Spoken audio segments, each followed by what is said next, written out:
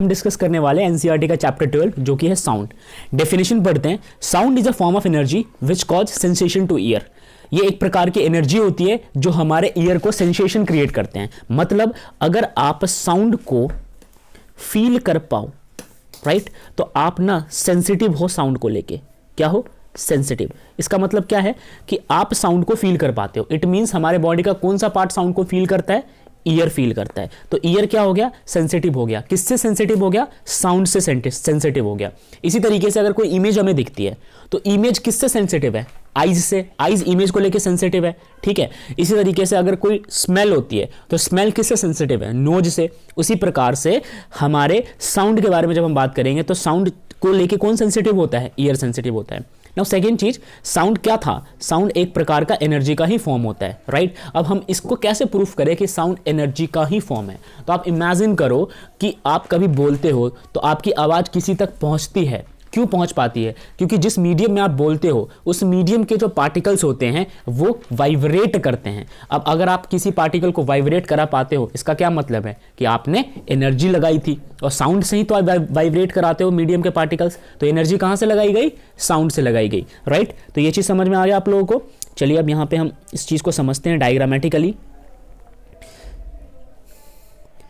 देखिए, सपोज कीजिए एक पर्सन यहाँ पे है, ठीक है, और एक दूसरा पर्सन यहाँ पे है। ये पर्सन कुछ बोलता है, लेट सपोज इसने कुछ बोला और ये इसका ईयर है, राइट। अब यहाँ पे समझेंगे कि जब इसने कुछ बोला, लेट सपोज इसने बोला हेलो, ठीक है, तो ये हेलो जो वर्ड है, ये हेलो वर्ड कहाँ ट्रैवल करेगा? इस मीडियम में ट्रैवल करके इसके ईयर तक जाएगा, ठीक है। अब हम इस मीडियम के पार्टिकल्स को बनाते हैं। सपोज कीजिए एयर मीडियम है, इस एयर में बहुत सारे ऐसे पार्टिकल्स होंगे, राइट। हमें पता है हर मीडियम का कुछ पार्टिकल होता है, ठीक है। तो यहाँ पे इस मीडियम के पार्टिकल्स हैं।